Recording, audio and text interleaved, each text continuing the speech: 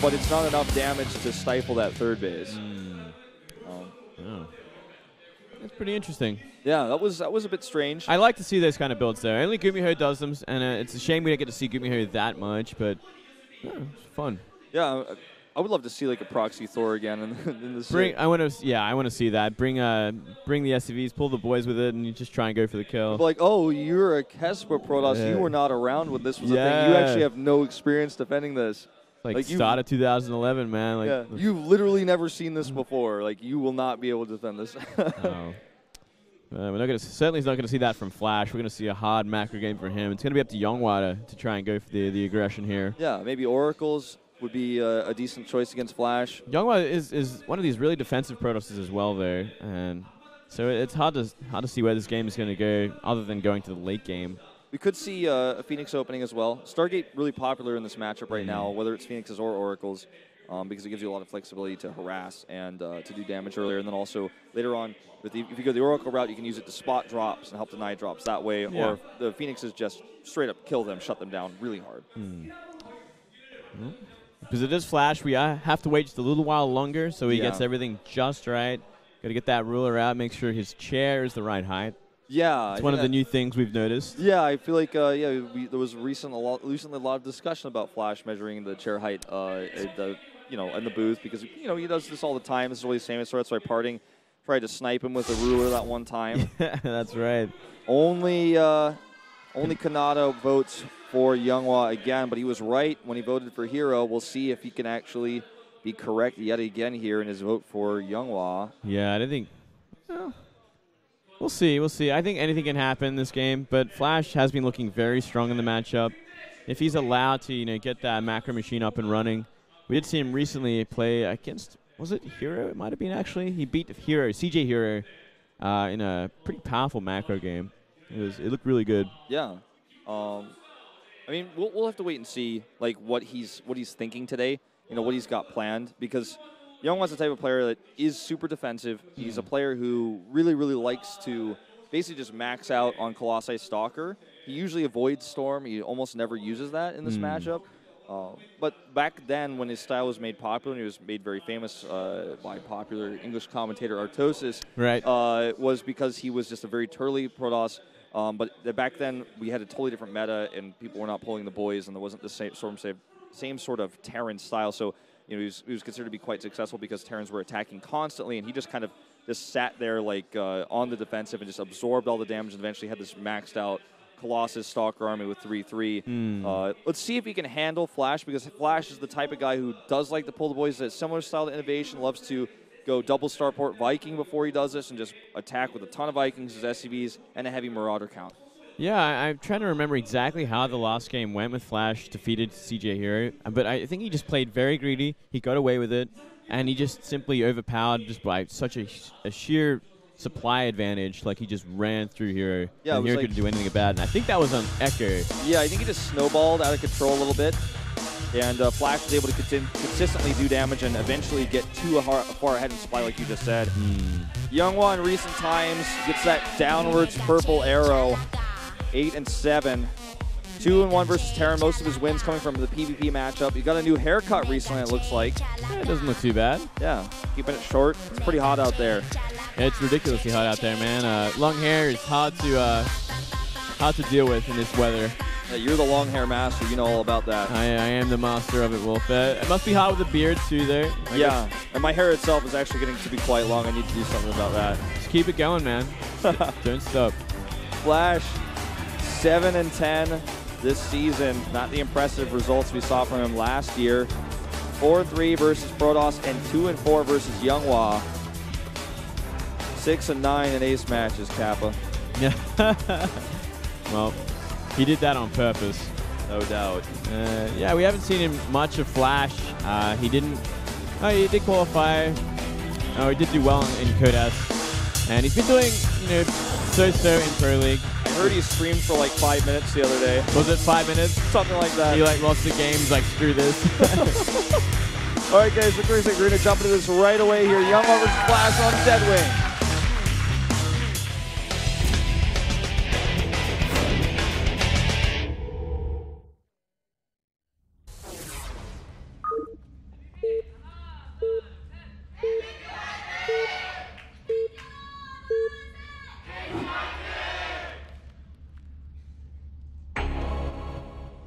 right in teal. It's YongHwa for MVP. Down here in the bottom right, it is Flash. Has to win it to keep KT's dream alive in this match. Though either way, it doesn't matter.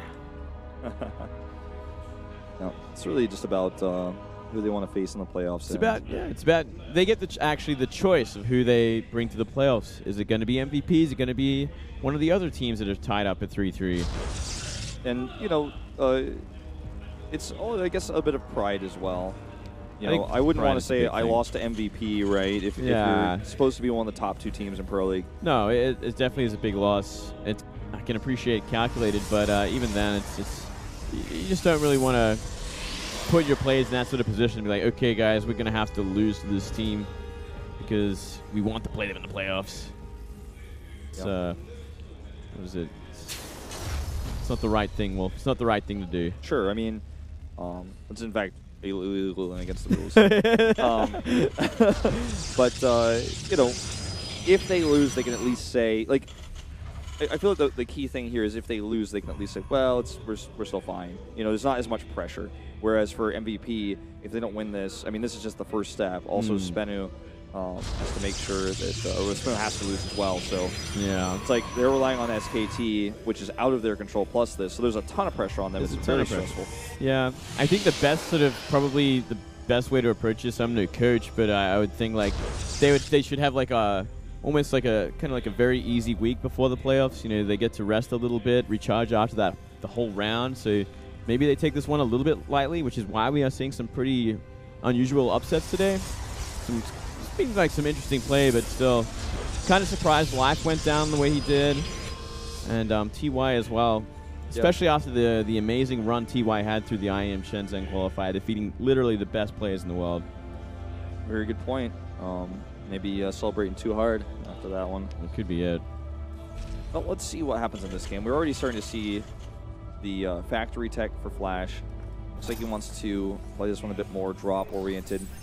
And for YongHwa, just everything standard. I mean, there's nothing out of the ordinary here. He doesn't have his second gas yet. So he's going to get a faster Nexus after he cancels that Zealot. And will, of course, then prepare for drops.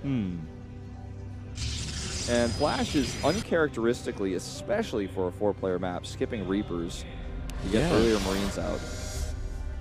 I don't mind this because he is getting very quick tech behind this. He's going to try to get out of those Medivacs ASAP, start applying the pressure. And no doubt, Protoss will probably try to be a little bit more greedy on this kind of map as well, which is why we are seeing that one gas into expansion with a very late second. Ooh, Hellions. I like it. And a very hidden pylon on the left side of the map. Like possibly Dark Shrine location? Maybe, though, that late second gas, it's going to really delay everything. Could just be for Oracles. Still not a bad place for it. It's closer, harder to scout. But look at that. That's the timing for Dark Shrine. Must be a Dark Shrine. Let's see if we can get it up in time, though. These Hellions are going to be on the move soon. Yeah, and he's going to have very few units to deal with this. In fact, with this late gas, can't make a second Stalker yet. Now he's starting it, but he's not going to have a wall for when these Hellions arrive, especially not if the Stalker's right there. No, not at all. It's going to be running by. Ooh, and the Mothership Core's out of position as well. And he's got the Marines to support. This could get gnarly. Let's see what happens here. Hellions now going to just run right past that Stalker. Good micro on the chase, but it's never going to be able to keep up with Hellions. No. Needs to pull probes to block here in this choke point. He does not. Nice block. Oh, but too many got pulled, and now 6 have already gone down. Just to 2 Hellions. That's already way too much damage, and the Marines denied mining time at the natural, as well as get a few more probe kills, now up to 8. And Blink is actually the tech of choice at this point. He changed his mind. He wants to counterattack quickly and aggressively. I'm not even sure if that's a good idea. He just lost too many probes for to be really efficiently. And now letting the run by happen once again. Oh, this is a mess. And I feel like at this point, Flash also knows that probably something aggressive is to follow this up because he sees nothing in the base. He's seen the entire base. He's like, oh, you've lost a ton of probes and you don't have any tech here, so you hit something. And if Flash just gets bunkers up at home, he should be able to defend this. Yeah, he needs to start preparing for defense, but it looks like he just wants to keep applying the aggression. You know, 6 more probes, 12 probes overall have gone down. And now he's got a Medivac out. And he's got 2 mines on the way. Good spawning locations for this. It's going to be there much faster. This is still a very scary follow-up that YongHwa is going to do, because the reason why it's somewhat scary is because the Terran has nothing to defend. Like, he's got 2 Marines and a Widow Mine at home. But if he takes any more damage here, he's not going to be able to reinforce his Stalkers, and even simply 1 bunker and an SCV repair will probably be enough, because YongHwa won't be able to consistently reinforce. Here comes a double drop. Is he paying attention? I think he is. He is. Keep it alive for now. But no detection. What? Takes 4 more probes, but he pulled them back for a second. This is some really sloppy play from YongHwa. Yeah, it looks like Flash is going to drop now at the natural. If he gets his drop down, nope, not going to get it down. But if he did, it would make the mining so difficult with no detectors on the map for YongHwa.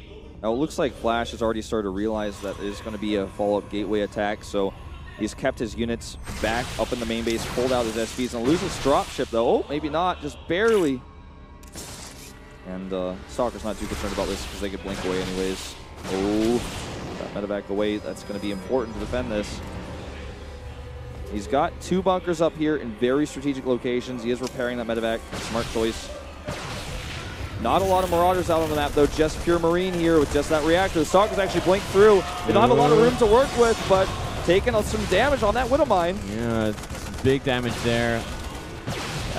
Still going to do a lot of damage, though. You know, he's getting to the back of the base. There just isn't many Marines. There's no stim at all, and as you said, no Marauders. But now he's got to blink forward because he doesn't have anywhere else to run. He does avoid the SCVs this way. No Marines in the bunker, and he's just targeting them down individually. Blinks back again here. More Stalkers have joined the battle. Hey, he's actually finding some real damage here. You know, if he keeps this up, he might be able to whittle down Flash just enough. He's next to a bunker again, though, so he has to pull back for now. But 12 SCVs. No detection. He's not mining from his main base.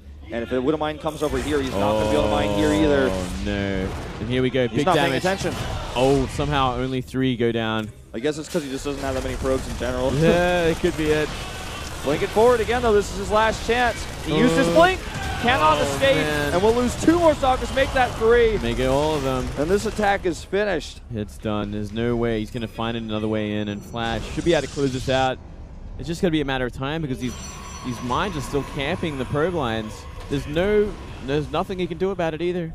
Nothing. No. He's going to go for this last-ditch attempt. Blink past the bunker. But there's too many reinforcements now. Plus, look at all these Widow Mines. The SCVs are going to block here. And this should be the end. We are looking to go to an ace match here, Moonglade. So we are. Flash keeping the dream alive. Widow Mines are strong against no detection. They're pretty powerful. It would have to be the most powerful state. Yep. No detection at all. And well, just trying to cutely micro out of here. Oh, even misclicks that. YongHwa gonna draw this game out. This is mines dropping on top of the Stalkers, and 1 Stalker remains, 2 more being warped in. Never gonna work. He's just got no probes left. I mean, as I was saying earlier, it's not an issue of the drops killing him straight up. It's just an issue of him not being able to reinforce and eventually just running out of steam with these Stalkers. Micro could have been a little bit better, but Flash just knew exactly what he's going to be up against. Reacted very well. And here we go again. 3 Stalkers going to try and get the damage done. But it's never going to be enough. He's microing like a champ. Let's kill 1 more medevac, but I think he's going to type out here. GG. We're going to an ace match. And MVP's entire playoff fate will be determined by this next match. And, of course, the SKT matchup later, but this is the first step, and they need this ace match win now. The map is going to be Cactus Valley. Who do you think we're going to see from MVP? Oh, man. I think we might see Gumi here.